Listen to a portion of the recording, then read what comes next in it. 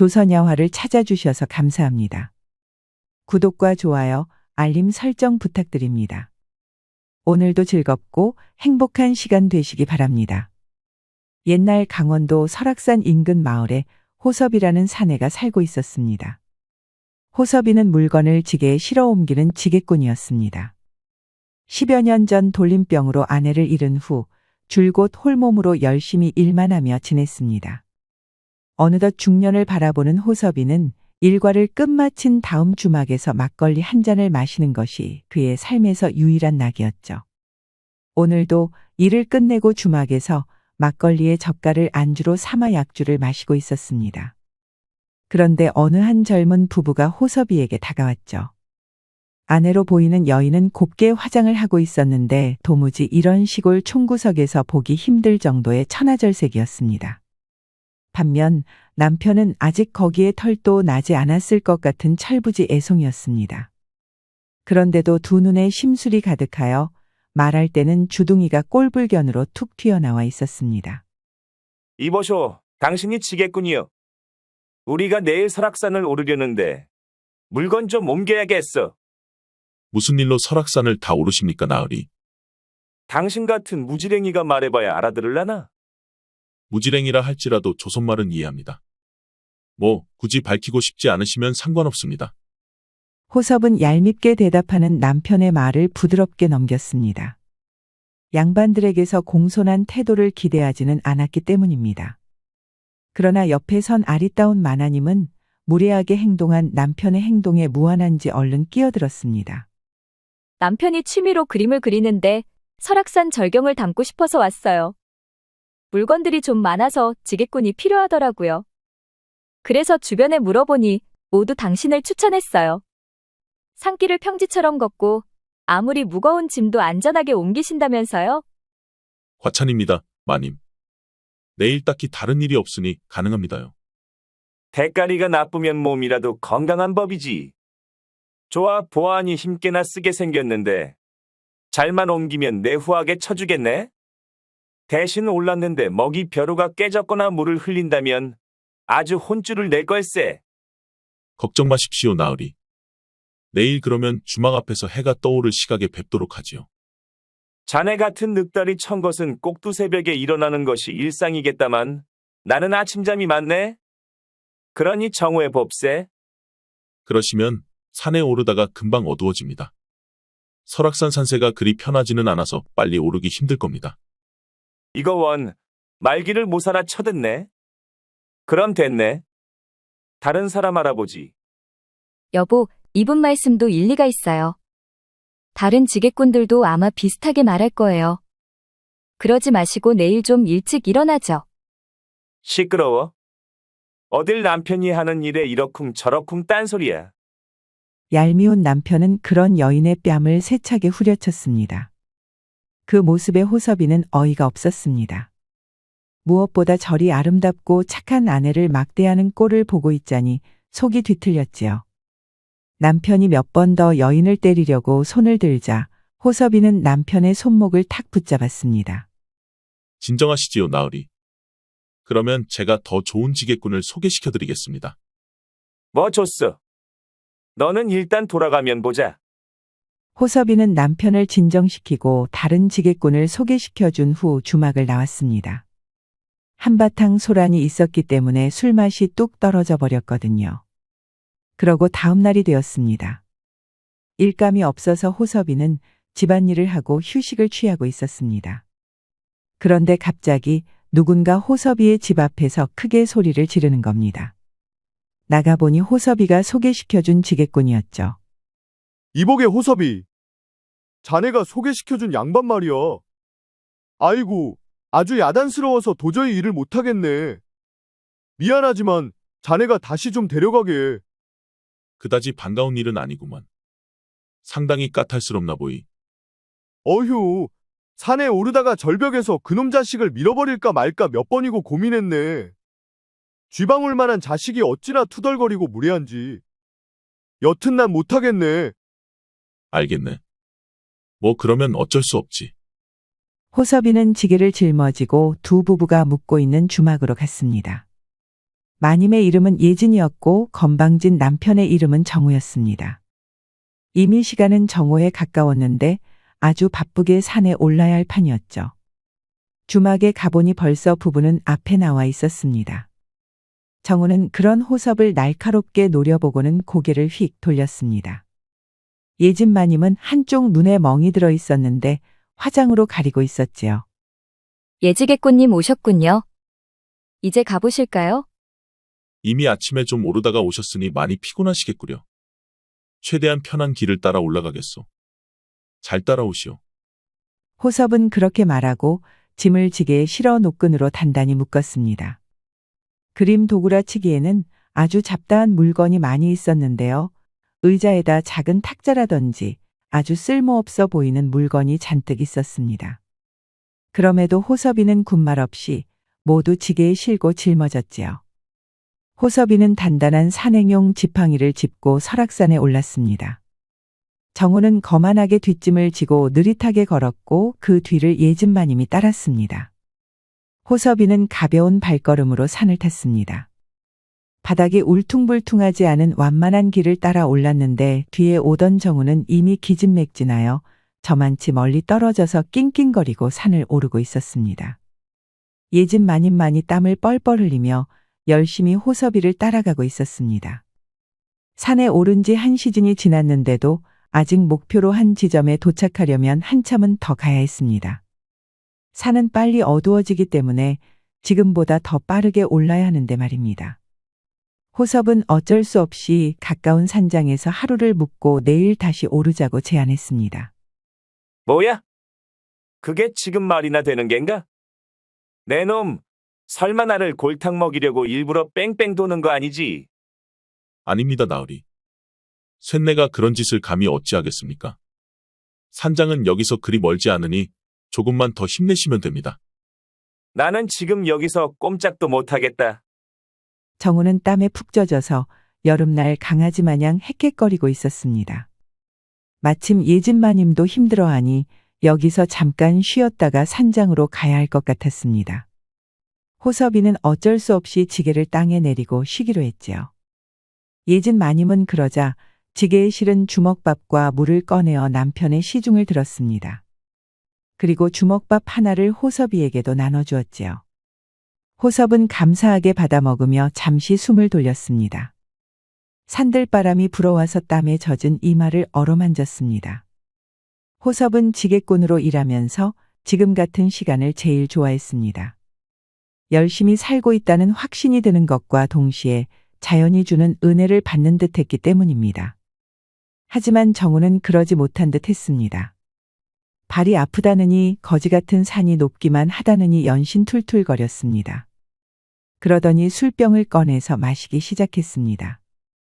술을 드시면 더 힘드실 텐데 괜찮겠습니까?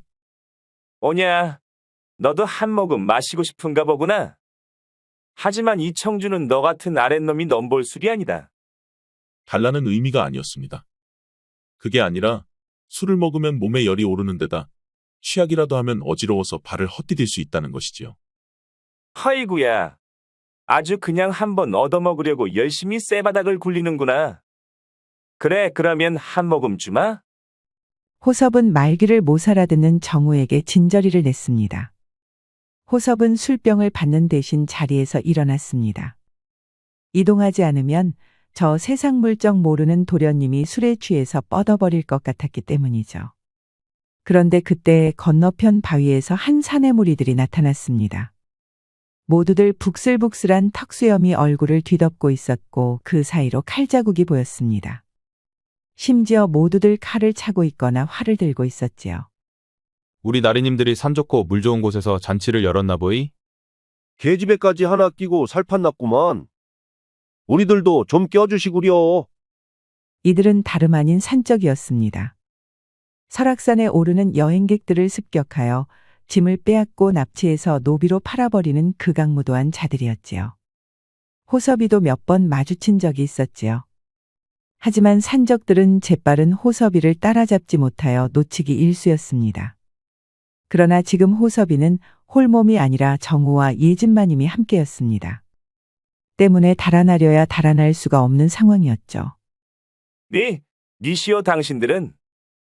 누구긴 우리는 여기 산주인이요. 댁들은 우리 허락도 받지 않고 아주 놀자판을 벌려놓으셨구려. 산의 주인이 어디 있어? 우리 나리님이 분위기 파악이 되지 않으시나 보구만. 좋소. 그러면 눈치 없는 우리 나리님을 위해 단도직입적으로 말하겠소. 살고 싶으면 가지고 있는 물건 다 내놓으시오. 산적들은 낄낄거리며 허리춤에 찬 검을 꺼내들었습니다. 다들 하나 같이 거짓골을 하고 있는 주제에 검은 반뜩반뜩 잘 손질해놔서 햇빛을 받아 섬뜩하게 빛나고 있었습니다. 정우는 이를 보자 숨이 넘어가며 벌벌 떨었습니다. 알겠소. 가지고 있는 걸 다 내놓으면 목숨만은 살려주시겠지요? 하이구야, 눈치도 없고 짱구도 못 굴리니 이걸 어쩌면 좋겠어. 저기 있는 처자는 당연히 여기에 두고 가야지. 희야, 어디서 이런 아리따운 마님이 누추한 곳에 찾아오셨대? 한 산적이 예진 마님을 가리키며 침을 꼴딱꼴딱 삼켰습니다. 예진 마님은 그런 징그러운 눈빛에 어깨를 떨며 눈을 내리깔았습니다. 알겠소. 전부 당신네들 것이요. 이 지게꾼 놈이 들고 있는 물건도 모두 제 것입니다요. 모든 것을 다 가져가셔도 좋으니 살려주시오. 이제야 좀 똘똘하게 말하는 구만. 좋아, 너는 보내주마. 지게꾼 놈아, 내 놈도 어서 지게에 든 물건을 모두 내려놓거라. 호섭이도 순순히 산적의 말을 들었습니다. 산적들은 흡족해하며 손을 휘휘 저었습니다. 그러자 정우는 아내를 데려가려고 하는 노력을 보이지도 않은 채 홀로 주랭랑을 쳤습니다. 하지만 호섭이는 그 자리에서 우두커니 서 있었습니다. 이에 산적들이 검을 호섭이의 목에 들이대며 으르장을 내놓았지요. 못하느냐? 이놈! 기어코 피를 보고 싶은 게냐? 물건은 모두 가져가도 좋소. 하지만 여기 있는 불쌍한 마님의 터럭 하나라도 손을 건든다면 나도 가만히 있지 않겠소. 얼씨구 이놈 보게. 그러자 산적 하나가 예진마님의 허리를 잡아채더니 어깨에 둘러매버리는 거 아닙니까? 예진마님은 가냘픈 비명을 지르며 버둥거렸지만 억센 산적의 소나귀에 들어가서 소용없었습니다. 잡았다. 어쩔래? 당신 큰 실수하셨소. 호섭이는 그렇게 말하자마자 짚고 있던 지팡이를 번개같이 찔렀습니다. 그러자 예진마님을 들쳐맸던 산적이 코를 감싸쥐고 뒤로 벌러덩 낮아빠졌지요. 다른 산적들은 호섭이의 번개 같은 움직임을 제대로 보지도 못했습니다. 호섭이가 지팡이를 창처럼 찔러 산적의 코뼈와 앞니를 으스러뜨린 것입니다. 산적들이 성난 함성을 지르며 검을 휘둘렀습니다. 호섭이는 그런 산적들의 검격을 가볍게 피하면서 지팡이로 검을 쥔 산적들의 손을 후려쳤습니다. 산적 하나가 새된 비명을 지르며 팔을 움켜쥐었습니다. 딱 한 대만 맞았는데 팔이 부러진 것입니다. 호섭이는 그렇게 산적들의 팔이나 정강이를 때리면서 요리조리 피해 다녔습니다. 그러자 산적들은 아예 무리를 지어서 한 번에 호섭이에게 덤벼들 작정이었지요. 아무리 호섭이의 싸움 실력이 출중해도 떼거지로 달려들면 어찌할 바가 없었습니다. 결국 호섭이는 소매를 탁 걷어올리더니 옆에 있던 바위를 하나 들어 올렸습니다. 그제야 산적들은 아연실색하며 겁을 집어먹었습니다. 이놈, 지게꾼 주제에 보통 내기가 아니다. 이런 놈이 도대체 여기에 왜 있는 거야? 도망가자.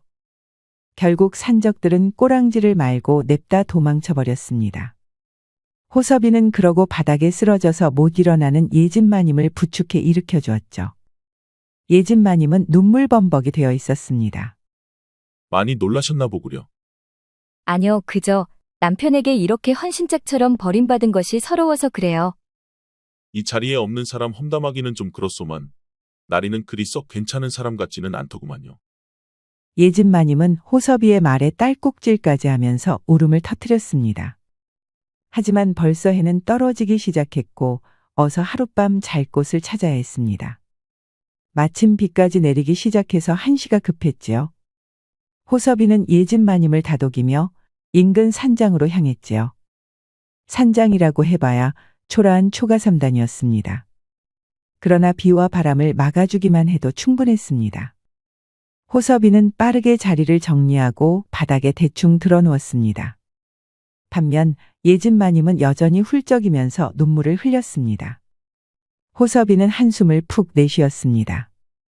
꽃같이 아름다운 처자가 비오는 날, 낡아 빠진 초가집에서 눈물이나 흘리고 있는 모습을 보고 있자니 마음이 약해진 것입니다. 너무 그리 울지 마시오. 예쁜 얼굴에 주름 생기겠소. 제가 예쁜가요? 남편은 한 번도 저를 그렇게 말해준 적이 없었어요. 예진 마님은 부모님과 친하게 지냈던 고관대작의 아들인 정우에게 일찍이 시집을 갔습니다. 처음에 정우는 지금처럼 못된 사람이 아니었답니다. 하지만 이는 예진 마님을 꿰어내기 위한 위장이었고 본색은 첫날 밤에 드러났다고 하지요. 이후로 불행한 결혼 생활을 5년째 이어하고 있었습니다. 그런데 무공 실력이 매우 대단하셔요. 어디서 그런 무술을 익히셨나요? 어린 시절 산에서 뛰어놀다가 절벽에 떨어진 적이 있었소. 그때 설악산에 사는 신성 같은 노인이 내게 무공을 알려주었지. 그 덕에 지금까지 아주 잘 써먹고 있다오. 호섭과 예진 마님은 빗소리를 배경으로 도란도란 이야기를 나눴습니다. 그런데 이렇게 이야기를 나누고 있자니 예진 마님이 너무나도 불쌍해 보였습니다. 호섭이는 부드럽게 예진 마님의 등을 두드리며 위로했습니다. 내려가면 처가로 돌아가서 이 모든 사실을 알리시지요. 제 아무리 남편이 하늘과 같다고 하지만 어찌 손찌검 많은 남자와 함께 살 수 있겠소. 저는 지게꽃님처럼 다정한 사람이 그리웠답니다. 하지만 호섭은 그런 예진 마님을 안아주지 못했습니다. 남편이 아무리 못된 작자라 할지라도 유부녀에게, 그것도 높은 날이 집안 마나님에게 손을 댈 수 없는 법이었습니다. 호섭이는 부드럽게 예진 마님을 밀어내며 너무 늦었으니 어서 눈을 붙이라고 말했습니다. 예진 마님은 그러자 아기처럼 고개를 끄덕이고 곧바로 잠에 들었지요. 다음 날 아침 비는 그쳤고 호섭이와 예진 마님 곧바로 산을 내려갔습니다. 그런데 설악산 산 입구에 사람들이 바글바글한 것입니다. 보아하니 바로 포졸들이었습니다. 그리고 그 안에는 산적들에게 둘러싸였을 때 먼저 꽁지가 빠져라 도망친 정우가 있었습니다. 저놈이요. 저놈이 산적과 결탁해서 내 아내를 납치한 놈이요. 정우는 지게꾼 호섭이를 가리키며 소리쳤습니다. 이게 도대체 무슨 일인고 하니 정우는 먼저 주랭랑을 쳐놓고 호섭이에게 누명을 씌운 것입니다. 호섭이는 영문을 모른 채 포졸들에게 결박당했습니다. 예진 마님이 목 놓아 울부짖으며 아니라고 말해도 소용없었습니다. 이 망할 여편네가 딴 남자랑 놀아나더니 아주 정신이 나가버렸구나. 정우는 오히려 그런 예진 마님을 사람들이 보는 앞에서 후드려 패고 발로 밟기까지 했습니다. 호섭이는 결박당한 상태에서 이를 지켜보자 피가 거꾸로 솟는 기분이 들었지요. 아무리 그래도 사랑하는 아내를 걱정하지는 못할 망정 이렇게 창피를 주면서 손찌검을 하다니요. 그러나 이미 호섭이는 포졸들에게 잡혀서 옥에 갇히고 말았습니다. 양반나리의 아내와 불륜을 저지른 죄로 다음날 아침 처형당할 상황이었지요. 호섭이는 칼에 찬 채로 깊은 생각에 잠겼습니다. 어차피 아내 없이 오랜 기간 살아온 비루한 인생. 언제 어떻게 끝나도 미련은 없었습니다. 하지만 그 불쌍한 예진 마님이 무례배 인간 쓰레기인 남편 정우에게 평생 잡혀서 고초를 치를 것을 생각하니 절로 치가 떨렸습니다. 그러나 이대로면 꼼짝없이 다음날 목이 달아나게 생겼습니다. 호섭이는 후회했습니다. 산장에서 예진 마님을 데리고 설악산을 넘어 멀리 떠나버렸으면 이런 일을 겪지 않았을 테니까요. 그렇게 고민에 빠져 있는데 누군가 살금살금 호섭이가 갇힌 옥으로 다가왔습니다. 이는 처음 정우와 예진 마님의 일을 맡았던 동료 지게꾼이었습니다. 그는 자기가 일을 못하겠다고 호섭이에게 돌려준 바람에 이런 일이 발생했다고 죄책감을 느끼고 있었습니다. 하여 지게꾼 동료들과 협력해 몰래 호섭이를 빼주려고 새벽에 숨어 들어온 것이지요. 이보게, 정신 차리게. 어서 여기서 나가세나. 이러다가는 큰일 나네. 나는 사형받아서 죽을 목숨이지만 자네들은 어쩌려고 그러는가? 나는 이제 신물이 나네.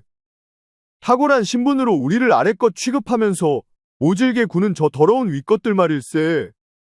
자네도 그 건방진 놈에게 누명을 썼지 않았나? 분명 좋은 마음에 목숨을 걸고 아내를 도왔을 텐데 불륜으로 사형을 받으면 얼마나 억울한가? 나라면 죽어서도 구천을 떠돌 걸세. 그러니 나와 함께 나가세. 지게꾼은 호섭이를 데리고 옥을 빠져나왔습니다. 밖으로 나와 보니 설악산에서 물건을 옮기는 지게꾼들이 모두 모여 있었습니다. 지금까지 양반들에게 무시당하며 살아온 것에 서러움을 느껴서 다 함께 마음을 모아 호섭이를 도운 것입니다. 그러나 호섭이는 이렇게 홀로 떠날 수 없었습니다. 못된 남편에게 끌려간 예진마님을 구해야 했습니다. 지게꾼들은 말렸지만 호섭이는 이미 마음을 굳혔지요. 지게꾼들도 그러지 굳은 결심을 한 얼굴로 눈빛을 주고 받았습니다. 깊은 밤 지게꾼 무리들이 예진마님과 정우가 묵고 있는 주막으로 몰려갔습니다. 호섭이는 지팡이 하나를 들고 방을 쳐들어갔지요. 들어가 보니 예진마님은 마구 학대당하여 상처투성이었고 정우는 시근덕거리며 몽둥이를 들고 있었습니다. 이를 본 호섭이는 눈이 돌아가서 그 자리에서 정우를 지팡이로 떡이 되도록 후드려 팼습니다. 그리고 혼절한 예진마님을 구출하여 밖으로 나왔습니다. 지게꾼들은 야단법석이었습니다. 이제 어떻게 해야 할지 감도 오지 않았지요. 그러자 호섭이는 중대한 결심을 내렸습니다. 우리처럼 못 살고 이 마님처럼 힘없는 자들을 지키며 살아갑세. 약자의 편은 약자가 해야 하지 않겠나? 지금 산적이 되자는 겐가? 아니지. 의적이 되자는 걸세. 이미 양반나리를 곤죽이 되도록 두들겨 패고 관아에 숨어 들어가 죄인을 옥에서 탈옥시킨 상황에서 이들은 선택의 여지가 없었습니다. 그리고 설악산을 동네 뒷산처럼 올랐던 이들이었기에 산으로 숨어들면 포졸들도 이들을 쉽게 붙잡지 못할 것이 분명했지요. 지게꾼들은 그러자 각자 간소하게 물건을 챙기고 호섭이의 뒤를 따랐습니다. 이후 호섭이는 정신을 차린 예진마님을 다시 집으로 돌려보냈습니다. 정우와 혼약을 이룬 후 단 한 번도 처갓집으로 돌아가지 못했던 터라 마침내 딸내미의 얼굴을 보게 된 사람들은 울며불며 난리를 피웠지요. 예진마님은 그런 호섭이에게 안겨 떠나지 말아달라고 애원했지만 호섭이는 조용히 고개를 저었습니다. 이제 호섭이는 강원도의 설악산을 본거지를 하여 민초들을 살펴야 했으니까요. 다시 길을 떠나 동료들에게 돌아온 호섭이는 못된 부자들을 붙잡아 돈을 빼앗고 그런 돈을 어려운 이들에게 베푸는 의적으로 활약했습니다. 이들은 설악산의 산신령이라는 별칭을 얻으며 죽는 날까지 선행을 행했답니다. 우리 이야기가 여러분들에게 조금이나마 재미를 선사할 수 있기를 바랍니다. 다른 재미있는 영상도 많으니 즐겁게 봐주세요. 그럼 여러분 모두 행복하고 즐거운 시간 되세요.